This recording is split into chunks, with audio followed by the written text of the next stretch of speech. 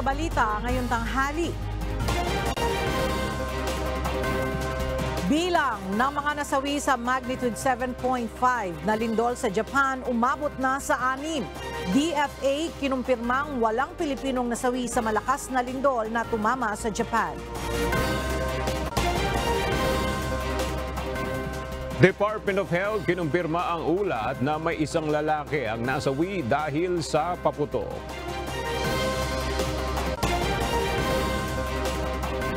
Mga pasahero na galing sa bakasyon nagsisimula ng dumagsa sa mga pantalan. Mabigat na trapiko nararanasan ngayon sa Bukawi Toll Plaza. Dagsa ng mga biyahero paluwas ng Metro Manila, inaasahan ng NLEX Management mamayang gabi. At pangalan ng mga bagyo ngayon 2024, inilabas na ng Pag-asa. Magandang tanghali mga kasangbahay. Ngayon po ay araw ng Martes, January 2, 2024. At una sa mga balita, ngayon tanghali, 6 na tao ang nasawi sa malakas na paglindol sa Japan. Maraming bahay ang gumuho at nag-trigger ng tsunami warning sa pagyanig. Libo-libong tao ang nagpalipas ng magdamag sa evacuation centers. Patuloy naman sa paghahanap ng survivors ang mga otoridad. Namamahagi rin ng supplies gaya ng pagkain, tubig at kumot ang Japanese military. Ayon kay US President Joe Biden, handang magkaloob ng ayuda ang Estados Unidos para sa Japan. Samantala, walang naiulat ang Department of Foreign Affairs na Pilipinong nasawi matapos na tumama ang 7.5 magnitude na lindol sa Japan. Sa isang panayam, sinabi ni DFA Undersecretary Eduardo De Vega na kausap na nila ang Filipino community sa Wajima, Ishikawa Prefecture na sa ngayon ay wala pa namang naiulat kung may Pilipinong nasawi bunsod ng malakas na lindol. Base sa datos ng DFA, mayroong nasa 1,300 mga Pilipino ang naninirahan sa Ishikawa Prefecture na siyang sentro ng malakas na pagyanig kahapon. Pinapayuhan naman ng DFA ang ating mga kababayan doon na sundin lagi ang abiso ng prefectural government at agad na lumikas kung kinakailangan upang maiwasan ang anumang posible pang aksidente dahil sa mga nasirang tulay at kalsada. Maaari nang makipag-ugnayan sa Department of Migrant Workers o DMW ang mga Overseas Filipino Worker o OFWs at kanilang pamilya na apektado ng lindol sa Western Japan. Sa mga OFW at kanilang kaanak na nais humingi ng ayuda o impormasyon, maaaring makipag-ugnayan sa DMW Overseas Workers Welfare Administration Japan Help Desk sa pamamagitan ng hotline 1348 o 632-1348 para sa mga nasa abroad. O kaya naman ay sa hotline numbers 8170227560-0820 o kaya 817024-474-016. Handa ang Armed Forces of the Philippines na makipagtulungan sa Japan Self-Defense Force kaugnay sa isinasagawang rescue operation sa mga biktima ng 7.5 magnitude na lindol na tumama doon kahapon. Sa isang pahayag, batid ni AFP Chief of Staff Romeo Browner Jr. ang kritikal na sitwasyon ngayon sa Japan at sinabing handang tumulong ang mga Pilipinong sundalo sa mga mamamayan na naapektuhan ng lindol. Nagpahayag na rin ng pakikisimpatya ang AFP sa mga biktima ng lindol sa Japan. Mahigit 100 pa ang naitalang kaso ng fireworks-related injuries ng Department of Health kaugnay ng selebrasyon sa pagpapalit ng taon. Kaya't ayon sa DOH, hindi pa matatapos ngayong araw ang kanilang Iwas Paputok campaign. Narito ang report ni Jed Neresina. Tuloy-tuloy ang monitoring ng Department of Health sa fireworks-related injuries sa pagpapalit ng taon. Ayon kay Health Secretary Ted Herbosa, marami pa rin ang naitalang nasugatan sa paputok at karamihan sa mga ito ay bata. Umabot sa 116 ang naitalang bagong mga kaso ng mga nabiktima ng paputok, kaugnay ng selebrasyon sa pagpapalit ng taon. So naalala nyo, nung time na COVID, community display lang ang allowed at bawal magpaputok ang ating mga kababayan. So for this time, nag-umpisa na naman magpaputok at nakita naman natin na tumaas ng kaunti ng ating fireworks-related injuries. 11 months old ang pinakabatang naitala na nagtamo ng burn sa muka at mata dahil sa pikulo. Samantala, 76 years old naman ang pinakamatandang naitala na napinsala ang mata dahil sa kwitis. Bukod sa pinsalang dala ng mga paputok, nakasasama rin sa kalusugan ng dalang air pollution mula sa mga ito. Kung maalala nyo, ipinaalala ko na to na isa sa mga danger ng kanya-kanyang pagpapaputok ay nagkakaroon ng tinatawag na air pollution. Kasi lahat ng gunpowder na sumabog sa ere o umiikot yan as particulate matter or dust at nai-inhale yan ng mga tao at masama sa ating bagayan. Pag mataas ang particulate matter, that is a danger to our lungs and our health. Jed Neresina, UNTV News and Rescue. Diyos ang aming sandigan, serbisyo publiko ang aming pinahahalagahan. Patuloy na tumataas ang bilang ng mga biktima ng paputok na naitatala ng Department of Health sa pagpapalit ng taon. Ngayong araw, kinumpirma ng DOH na may isang biktima ang nasawi dahil sa firecracker-related accident. Mula sa Quezon City, may report si Gladys Tuabi live. Gladys, ilan na yung latest count ng mga biktima ng paputok sa bansa?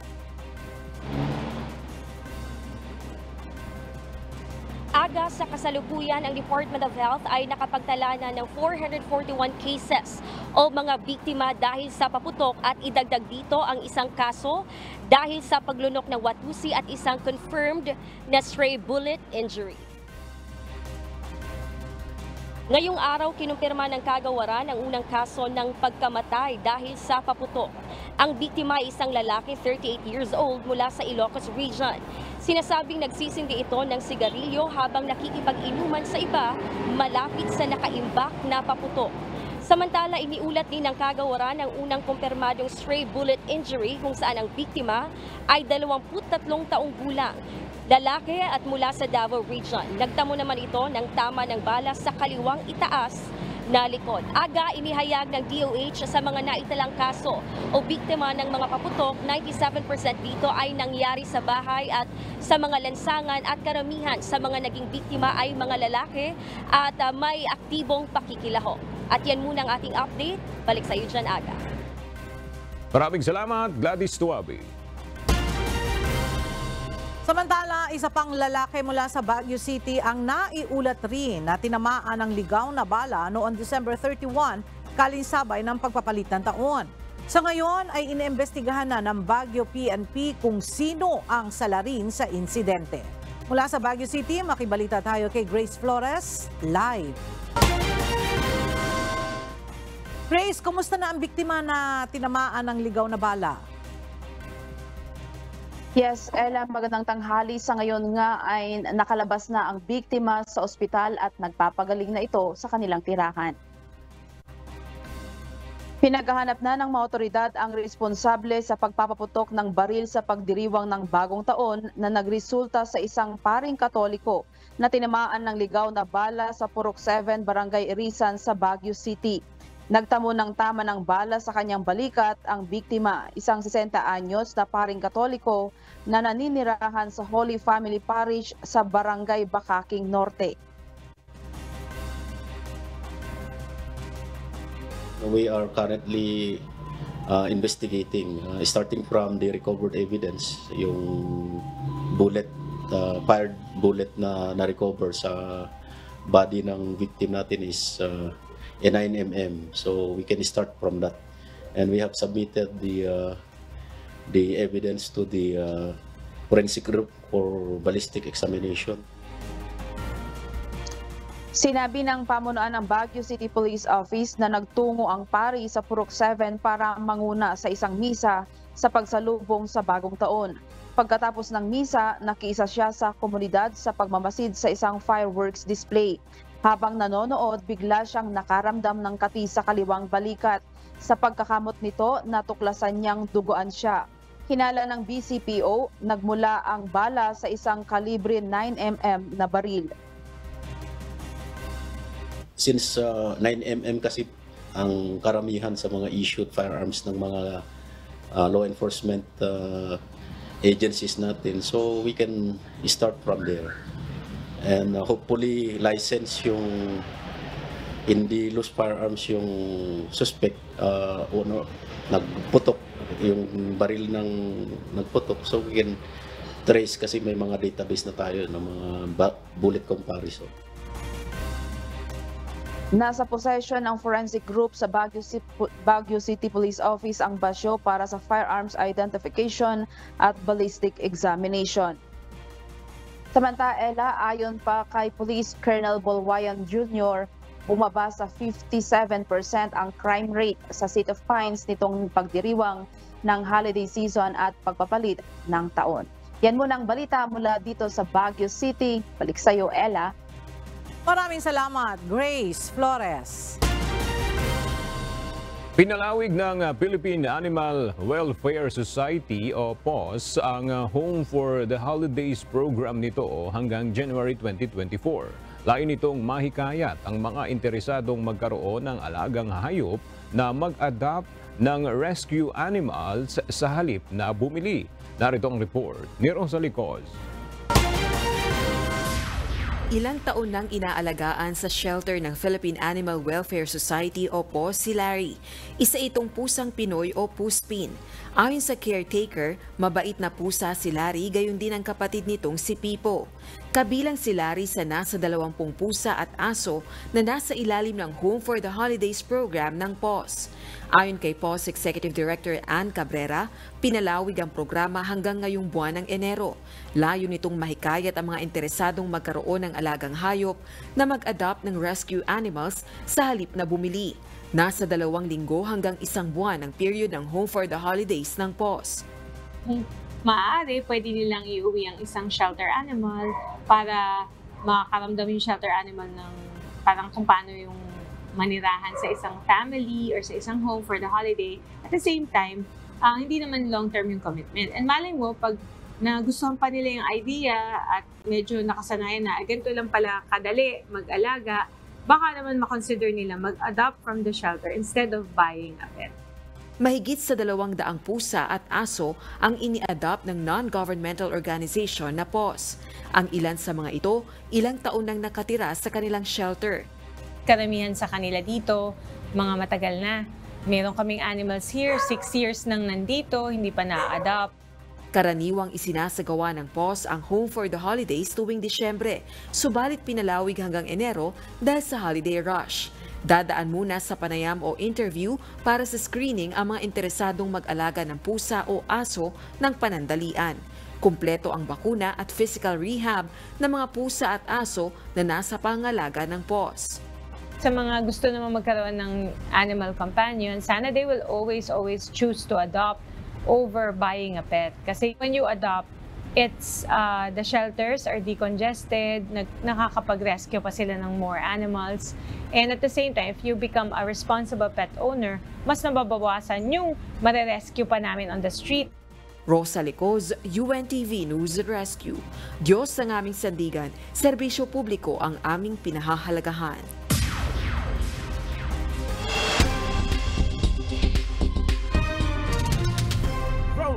Balita. Hinihikayat ng Commission on Elections sa mga Pilipino sa abroad na magparehistro upang makaboto sa darating na 2025 midterm elections. Ayon sa COMELEC, mayroon pang nalalabing 273 days para magparehistro ang mga overseas voter.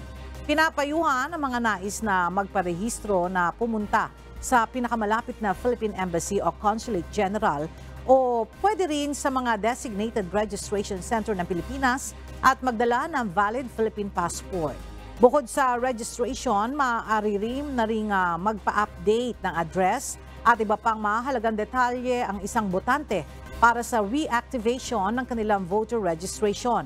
Nakatakda ang deadline ng overseas voter registration sa September 30. Kansilado ngayon ang balikang flight ng PAL Express sa ruta ng Manila to Basco at Basco to Manila bunsod ng masamang lagay ng panahon. Sa abiso ng Manila International Airport Authority o MIAA, kansilado ang Flight Express Flight Number 2P2932 at 2933. Ang mga apektadong pasahero ay pinapayuhan na makipag-ugnayan sa Philippine Airlines para sa rebooking o refund ng kanilang flight. Inilabas na ng Pag-asa ang magiging pangalan ng mga bagyo na papasok sa Philippine Area of Responsibility ngayong taon. Ito ay ang mga sumusunod: Aghon, Butchoy, Karina, Dindo, Enteng, Ferdy, Hener, Helen, Igme, Julian, Christine, Leon, Marce, Nika, Ophel, Pepito, Kerubin, Romina, Shoni, Tonyo, Upang, Vicky, Warren, Yoyong at Zozimo. Ayon sa Pag-asa, maaaring matanggal ang pangalan ng bagyo sa listahan kung ang damage ng bagyo ay aabot ng 1 bilyong piso o kung ang dami ng namatay ay aabot ng 300 o pataas. Patuloy na makakaapekto sa malaking bahagi ng bansa ang amihan at easterlies sa loob ng susunod na 3 araw. Ayon sa Pag-asa, mas marami pang mga lugar ang inaasahang maaapektuhan ng amihan sa mga susunod na araw. Inaasahan na magdadala ng mga pag-ulan at thunderstorms ang easterlies sa ilang bahagi ng Mindanao. May mga pag-ulan rin na inaasahan sa eastern portions ng Luzon at Visayas ngayong araw, kabilang na ang Cagayan Valley, Aurora at Quezon. Samantala, makakaranas din ng bahagyang maulap na kalangitan at mahihinang mga pag-ulan ang Metro Manila, Ilocos, Cordillera Administrative Region, gayon din ang nalalabing bahagi ng Central Luzon at Calabarzon. Abiso po sa mga motorista, ipinatutupad na ngayong araw ang rollback sa presyo ng mga produktong petrolyo. Base sa anunsyo ng mga kumpanya ng langis, bumaba ng 35 sentimos ang presyo ng kada litro ng diesel. 10 sentimos na rollback sa presyo ng gasolina, habang piso at 40 sentimos naman na bawas sa presyo ng kerosene. Ang panibagong oil price rollback ay bunsod pa rin ng pabago-bagong presyo ng langis sa international market. Nagpaalala ang Metropolitan Manila Development Authority o MMDA na balik na simula ngayong araw ang implementasyon ng number coding scheme sa Metro Manila. Nangangahulugan ito na iiral na muli ang coding ng alas 7 hanggang alas 10 ng umaga at alas 5 ng hapon hanggang alas 8 ng gabi mula Lunes hanggang Biyernes, maliban na tuwing holidays. Sa ilalim nito, bawal bumiyahe ang mga sasakyan sa mga lansangan ng Metro Manila batay sa huling digit ng license plate sa nasabing coding hours. Nagsimula nang magsibalikaan ang mga pasahero sa Manila North Port Passenger Terminal na galing sa bakasyon nitong nakaraang long holiday. Mula sa Maynila, ang detalye ihahatid ni Dante Amento live. Dante, kumusta yung sitwasyon dyan sa Manila North Port Terminal? Yes, sa ngayon aga nakikita natin na kukunti lang naman yung mga bilang ng ating mga pasahero nandito, unlike noong talagang kasagsagan na ng holiday rush. At sa ngayon nga aga ay matapos yung long holiday ay nagsimula ng magsisiuwian itong ating mga kababayan mula sa kanilang bakasyon sa iba't ibang mga probinsya. Mayroon din na galing dito ng Metro Manila na pabalik naman sa kanilang probinsya. Dito sa Manila North Port Passenger Terminal, kahapon ay nagsimulang dumating ang mga pasahero. Sa nakuha nating impormasyon mula sa Philippine Ports Authority o PPA, nasa 3 barko yung dumating kahapon, pero regular lang ang bilang ng mga pasaherong sakay nito. Ngayong araw aga, 1 barko lang ang dumating, lulan ang halos 600 pasahero. Samantala, may isa na ring umalis kanina na may 658 passengers. Ang huling biyahe ng barko mula dito sa Maynila papunta sa ibang o sa mga probinsya ay mamayang gabi papuntang Cebu at Cagayan de Oro sa Mindanao na may 600 passengers. Ang bilang na ito ay normal lang din, no? Inaasahan na sa mga darating na araw ay magsisiuwian pa ang ating mga kababayang pasahero, partikular galing sa probinsya. Maaga rin kanina ang nag-inspeksyon ang mga tauhan ng Philippine National Police o PNP dito sa terminal. Sa monitoring ng Philippine Coast Guard o PCG, as of 12 midnight kanina hanggang alas 6 ng umaga ay umabot sa 14,725 ang outbound passengers sa lahat ng port sa buong bansa at 14,146 naman ang inbound passengers. Aga sa ngayon ay nananatiling naka-heightened alert ang ating mga otoridad, partikular na ang Philippine Coast Guard kaugnay nga dito sa ligtas na biyahe ng ating mga kababayan na magsisiuwian mula sa iba't ibang mga probinsya o kaya naman galing dito sa Metro Manila ay uuwi sa kanilang mga probinsya at tatagal yan itong heightened alert, partikular ng Philippine Coast Guard bukas January 3, 2024. Yan nating update mula dito sa Manila North Port Passenger Terminal. Balik sa iyo, Aga. Okay, maraming salamat, Dante Amento. Samantala, ngayong tapos na ang bakasyon, mahaba na rin ang pila ng mga pasahero sa mga ticketing office sa Masbate Port na bibiyahe pabalik sa kanilang mga destinasyon. Mula sa Masbate, makibalita tayo kay Jerry Galicia, live. Jerry, kumusta ang pila sa mga ticketing office ng mga shipping lines dyan sa Masbate? Yes, Ella, pila pa rin ang mga kumukuha ng ticket sa mga ticketing office ng mga pasahero. Particular dito sa Masbate City Port, ang iba ay nagtitiis nga sa init na sikat ng araw, makakuha lamang ng ticket sa mga ticketing booth ng mga shipping lines. Ang Montenegro Shipping Lines na may biyaheng Pilar Port sa Sorsogon ay fully booked na ng mga pasahero ngayong araw. Kaya ang ibang mga pasahero babalik na lang bukas para makakuha ng kanilang mga ticket. Ngayong araw nga ay mga dumagsana ang mga pasahero papalis sa mapangunahing pantalan dito sa isla ng Masbate. Pila na din ang mga pasahero pumapasok sa passenger terminal ng Philippine Port Authority o PPA dito sa Masbate City Port. Nakabantay mga kawan ng Philippine Coast Guard sa pasukan ng passenger terminal upang isaayos ang pila ng mga pasahero. Ang mga maritime police naman ay nakabantay sa may screening area bago papasukin sa random checking ng mga bagahe. Nagtutulong na din ang mga kawin ng PPA at Port Police sa ginagawang checking at inspection sa mga bagahe ng mga pasahero. Iniisa-isa mga baggage upang huwag makapasok ang anumang pinagbabawal na bagay sa loob ng terminal. Halos mapuno naman ng mga pasahero ang malaking waiting area ng passenger terminal sa dami ng mga bibiyahe ngayong araw. Nakabantay din ang mga kawan ng Philippine Coast Guard sa loob at labas ng passenger terminal. Maging sa mga sasakyang pandagat na nakastandby ay nakastandby ang PCG para mag-inspeksyon sa mga sasakyan sinasakay sa mga barko at tinitiyak na nakalasing o nakatali. Tinitiyak din na lahat ng mga pasahero ay nakalista sa manifesto upang maiwasan ang overloading sa pagbiyahe ng mga ro-ro vessel. Ayon pa sa PCG Masbate, fully booked na mga roll-on roll-off vessels sa mga sasakyan na isasakay sa mga sasakyan pandagat ngayong January 5 kayong taon. Dito nga sa Masbate passenger terminal dito sa Masbate City Port, nakikita natin dito sa aking likuran, nagtulong-tulong na yung 5 kawani ng PPA o Philippine Port Authority upang mag-inspeksyon sa mga bagahe pumapasok na dala ng mga pasahero dito sa passenger terminal. Yan ang balita mula sa Masbate City Port. Balik sa iyo, Ella. Maraming salamat, Jerry Galicia. Nakararanas ngayon ng mabigat na trapiko sa Bukawi Toll Plaza, bunsod ng dagsa ng mga motorista na bumabiyahe ngayong araw. Samantala, inaasahan na ng NLEX Management na mas dadagsa pa ang bulto ng mga biyahero mamayang gabi, partikular na ang mga pabalik ng Metro Manila. Mula sa Bukawi Toll Plaza, makibalita tayo kay Nestor Torres, live. Nestor, kamusta yung traffic situation dyan?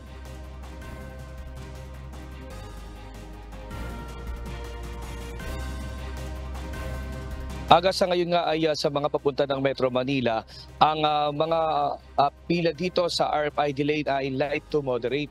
Pero itong problema lang dito, ito yung mismong cash transaction ng RFID dahil nga nagsisisikan pa din o bulto yung mga nagpapakabit ng RFID at nagpapaload sa lugar. Ayon kay NLEX Traffic Manager Robin Ignacio, pasado 1:00 ng hapon kahapon na magsimulang sumikip na ang trapiko sa parting Tarlac Toll Plaza southbound. Pagdating sa Bukawe Toll Plaza ay unti-unti na ring naramdaman ang pagbigat ng trapiko hanggang Valenzuela pabalik ng Maynila. At naranasan din ito kagabi ng alas 6 ng gabi hanggang alas 8 kagabi. Bagamat marami na rin ang nakauwi, may 1,000 tauhan pa rin ng NLEX na nakadeploy hanggang bukas na umaga, kasama na dito ang mga teller, patrol personnel at mga marshal.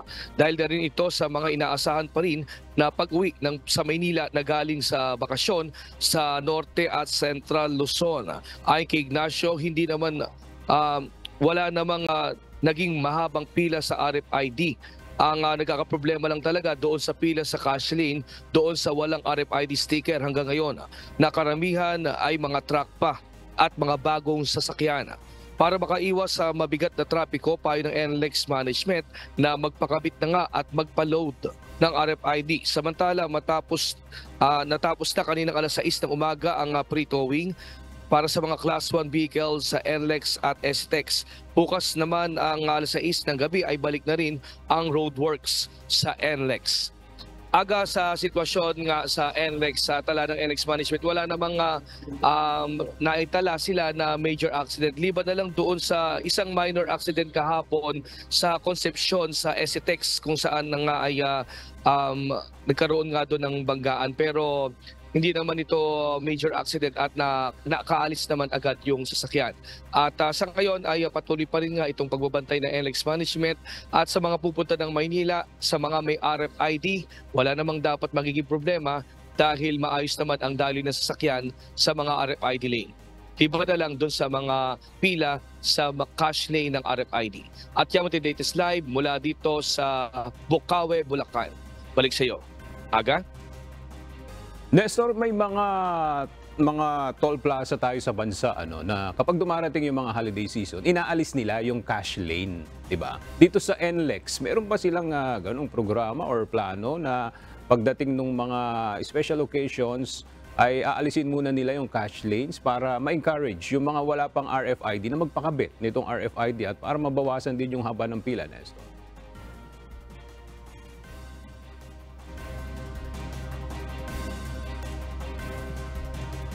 Aga sa ngayon nga, ito talaga yung target ng NLEX Management, yung maging 100% RFID cashless transaction. Ibig sabihin nga ay talagang gusto nila na mawala na rin talaga yung pagbabayad din ng cash kasi para RFID na lang lahat o radio frequency identification, yun na lang yung talagang gagamitin. Kaya lang, ang nagiging problema nga dito ay marami talagang mga motorista pa rin na mas gusto pa rin nilang magbayad pa rin ng cash. Pero kung tatanungin ng NLEX Management, mas maganda talaga ng RFID dahil ito naman talaga yung gusto nilang mangyari dahil ngayon ay nagpapatupad sila ng 100% RFID cashless transaction. Pero pinagbibigyan pa rin yung mga ating mga motorista na talagang kung ayaw magpakabit ay talagang tuloy pa rin naman yung ginagawa nilang paglalagay ng cash o kumbaga magbabayad ng cash doon sa RFID lane. Aga. Okay, maraming salamat, Nestor Torres. Tinatayang nasa 40% na ng mga tradisyonal na jeep ang nakapag-consolidate sa National Capital Region matapos ang deadline noong December 31. Samantala, mag-i-issue naman ng special permit ang LTFRB sa mga nag-consolidate na PUJs upang makapagpamasada sa mga ruta ng mga jeepney operators na hindi nakapag-comply sa franchise consolidation. Mula sa Quezon City, alamin natin na detalye kay JP Nunez live. JP, anong mangyayari ngayon doon sa mga tradisyonal na jeep na hindi umabot sa deadline ng consolidation? Ela, yung mga traditional na jeep na hindi nakaabot dun sa deadline ng consolidation noon pa nga ang December 31, 2023, makakabiyahe pa naman sila hanggang January 31, 2023. Pero may isyuhan na ng show cause order yung mga operator nitong ang mga traditional na jeep na hindi nag-consolidate. Batay sa pagtaya ng Office of the Transportation Cooperatives o OTC, nasa 40% na ng mga public utility jeep dito sa National Capital Region ang pumasok sa consolidation. Yan ay 2 araw matapos ang deadline ng franchise consolidation noong December 31, 2023. Pero ayon sa OTC, ilalabas pa ng Land Transportation Franchising and Regulatory Board o LTFRB ang opisyal na datos. Samantala sa pag-iikot natin kanina, marami pa namang mga tradisyonal na jeep ang bumabiyahe sa ilang mga ruta. Ayon sa LTFRB, makakabiyahe pa naman ang mga tradisyonal na jeep na nag-consolidate. I-issuehan din sila ng special permit para madaanan ang mga ruta ng mga jeep na hindi na makakabiyahe dahil hindi pumasok sa consolidation. Yung special permit ay magpapahintulot sa mga consolidated na PUJ na kumuha ng pasahero sa hindi nila talagang ruta. Paraan ito ng gobyerno para tiyaking makakasakay pa rin ang mga pasahero. Ella, sa ngayon nga iniintay natin yung datos sa LTFRB kung alin dito sa National Capital Region yung mababa pa sa 60% yung consolidation o yung talagang meron pang hindi mga nagpapakonsolidate. Kasi aalamin natin dun sa mga operator kung ano yung magiging plano nila dahil nga hanggang January 31, pwede silang ma-issuehan ng show cause order at talagang mawawalan na ng visa yung kanilang prangkisa. Pagkatapos ng January 31, hindi na sila makakabiyahe. Yan muna ang ating latest live mula dito sa Quezon City. Balik sa iyo, Ella. Maraming salamat, JP Nunez. Wala na umanong aktibong guerrilla fronts ang New People's Army o NPA ayon sa Armed Forces of the Philippines. Isa ito sa mga ipinagmalaking accomplishment ng hukbong sandatahang lakas ng Pilipinas para sa 2023. At para sa detalye, makibalita tayo kay Rosalie Coz live. Rosalie, paano nasabi ng AFP na wala ng aktibong guerrilla fronts ang NPA? Aga tuloy-tuloy na military operations at ang full-of-nation approach para tuluyang matuldukan ang matagal ng insurgency problem sa bansa. Yan ang dahilan kaya 0 na ngayon ang bilang ng aktibong guerrilla fronts ng New People's Army o NPA ayon sa Armed Forces of the Philippines o AFP. Isa ito sa mga ipinagmalaking accomplishment para sa 2023 ng hukbong sandatahang lakas ng Pilipinas. Batay kay AFP Public Affairs Office Chief Colonel Trinidad, as of December 2023, wala ng active NPA guerrilla fronts at neutralized na ang high-value targets sa communist at local terrorist groups dahil sa nagpapatuloy ng focused military operations. Anya, lansad na ang 8 NPA guerrilla fronts, samantalang pinaghina na rin ang nasa 14 na iba pa. Dagdag pa nito dahil malapit nang maresolba ang insurgency problem sa Pilipinas, pagtutuunan na ng pansin ng AFP ngayon ang external defense operations, partikular na ang maritime at air defense patrols sa West Philippine Sea. Balik sa iyo, Aga. Maraming salamat, Rosalie Coz.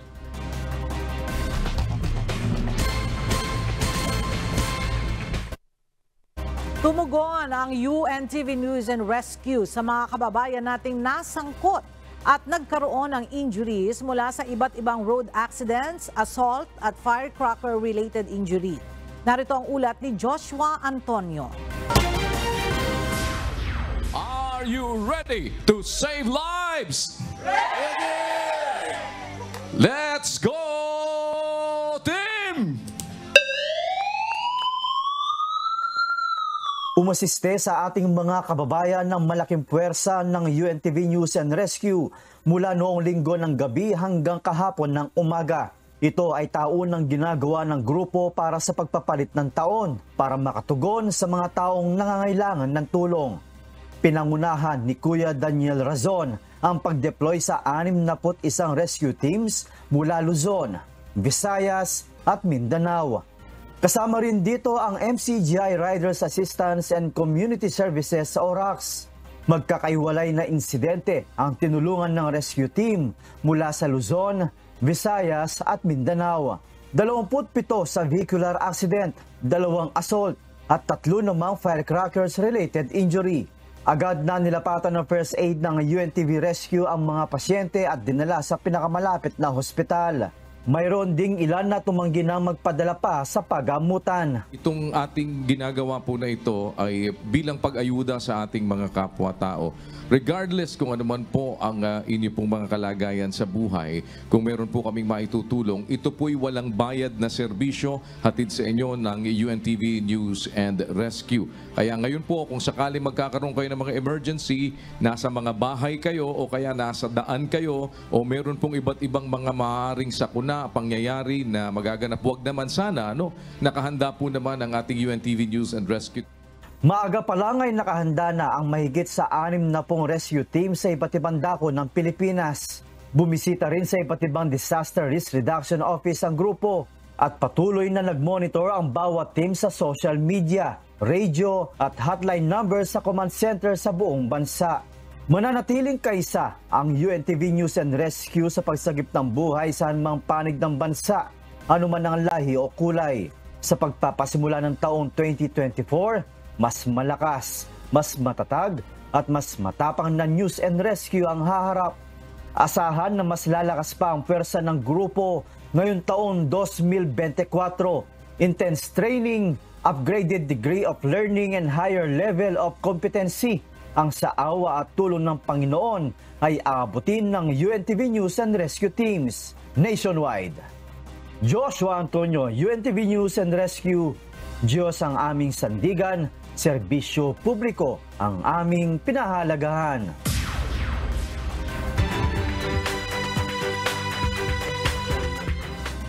Pinag-iingat ngayon ang Pag-asa ang mga residenteng naninirahan sa mababang lugar malapit sa Angat River sa Bulacan, bunsod ng ginagawang pagpapakawala ng tubig mula sa Angat at Ipoh Dam. Base sa advisory ng Pag-asa, kabilang sa mga maaaring maapektuhan ang riverbanks ng Norzagaray, Angat, Bustos, San Rafael, Baliwag, Plaridel, Pulilan, Kalumpit, Paumbong at Hagonoy. As of January 2, nasa 214.02 meters ang level ng tubig sa Angat Dam na mas mataas kumpara sa 212 meters na normal high water level nito. Dahil na rin sa mga napaulat na pagkakaroon ng panganib sa populasyon ng mga pawikan, di lamang sa San Juan kundi maging sa ibang bahagi ng bansa, nagsagawa ng isang programa ang Coast Guard Southern Tagalog na inaasahang makababawas sa naturang problema ng mga otoridad. Pinakawala ng mga ito ang mahigit 160 na olive ridley sea turtle sa San Juan, Batangas. Inorganisa ang nasabing proyekto ng 512 Coast Guard Auxiliary Squadron noong nakaraan December 31, 2023. Isinagawa ang programa sa layuning maingatan ang populasyon ng mga pawikan sa nasabing bayan sa gitna ng kinakaharap na kritikal na sitwasyon sa buhay ng mga ito. Inaasahan na ang hakbang na ito rin ay makapagdudulot ng positibong resulta sa kalikasan at sa ecosystem. Dinaluhan naman ni Coast Guard Commodore Jeronimo Tovilla at ng kanyang pamilya ang nabanggit na aktibidad. Kaisa rin sa nasabing programa ang Coast Guard Substation ng San Juan, ang Coast Guard District Southern Tagalog, mga opisyalis nito at personalidad.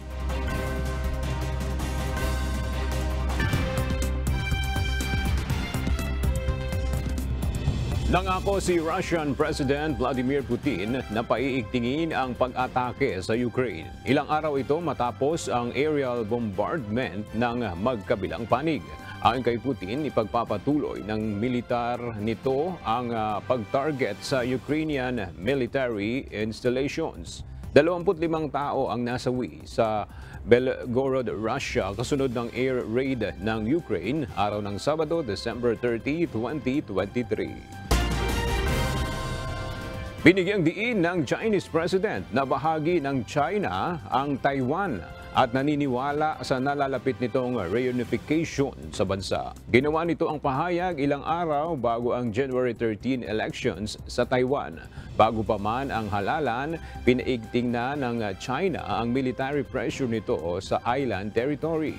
Ilang beses namang nagbabala si Taiwan's President Tsai Ing-wen na tinatangka ng Beijing na manghimasok sa eleksyon kung saan mailuluklok ang isang panibagong presidente at pamahalaan. Matagumpay na nakapaglunsad ang Space Agency ng India ng isang rocket na may lulang isang observatory upang pag-aralan ang astronomical objects gaya ng black holes. Inilunsad ito mula Sriharikota Spaceport araw ng Lunes, January 1, 2024. Pangalawang misyon itong nailunsad sunod sa NASA o National Aeronautics and Space Administration ng USA noong 2021. Layo ng Space Agency na makatulong sa mga scientist kaugnay ng pag-aaral sa black holes. Isang rehiyon sa kalawakan ang black hole na humihigop sa lahat ng bagay na nasa paligid nito. Hindi na nakalalabas muli ang anumang pumasok dito kahit ang liwanag.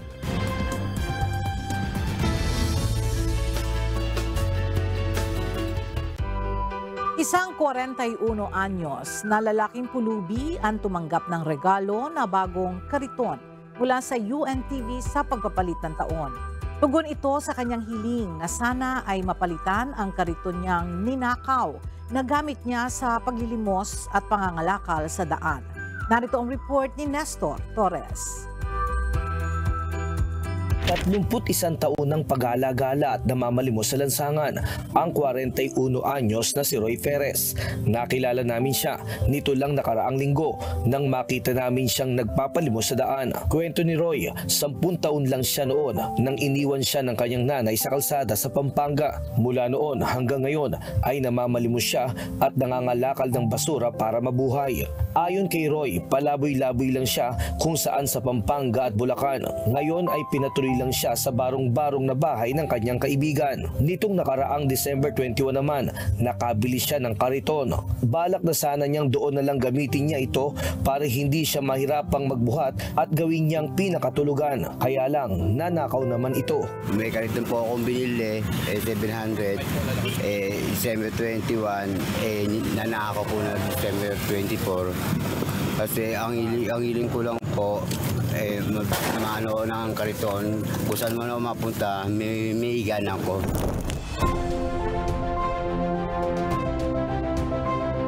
Kaya naman ang malaman namin ang kanyang kahilingan sa hanay ng news team ng Bulacan, hindi namin pinalagpas ang pagkakataon na makatulong. Isang sorpresang handog ang hatid namin sa kanya na isang bagong gawang kariton. Sa awat tulong po ng Diyos, ito na po yung kariton na regalo po ng UNTV sa rinyo po. Salamat po sa Diyos. Nagulat po ako, yung kinuusap niyo ako para po naniwala. Hindi po inespesan niyo ako. Malaking bagay po sa akin. Maraming salamat po sa Diyos. Mapagkait at tulugan damit. Thank you po. Pagpweto po. Hindi ba po bibigay sa mga kasama ko? Bukod sa kariton, may padlock na rin itong kasama para maiwasang manakaw pa. Handog din ng UNTV Bulacan ang tent na pwede niyang matulugan na may kasama na ring unan at kumot. May kasama na rin itong kaldero, kawali, super kalan at mga grocery. May kapote din para hindi siya mabasa ng ulan sa lansangan. Ayon kay Roy, sa tanang buhay niya, ngayon lang siya nakatanggap ng ganitong regalo na matagal na niyang pangarap pero hindi niya mabili dahil sa hirap ng kanyang pamumuhay. Pangako ni Roy na iingatan at gagamitin niya ang kariton para siya magtuloy-tuloy na makapaghanap buhay saan man siya magpunta. Ngayon pa lang po ako nakakita na gano'n tumulong sa katulad ko. Tulad namin may yagit, hindi na po ako nakaranas ng ito. Malaking bagay po sa amin at papasalamat po ako. Nestor Torres, UNTV, Diyos and Rescue. Diyos ang aming sandigan, serbisyo publiko ang aming pinahahalagahan.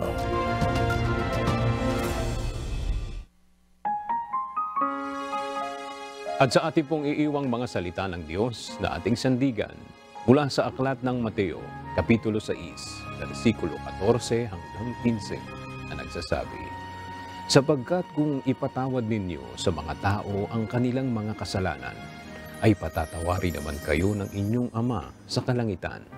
Datapwat kung hindi ninyo ipatawad sa mga tao ang kanilang mga kasalanan, ay hindi rin naman kayo patatawarin ng inyong Ama ng inyong mga kasalanan.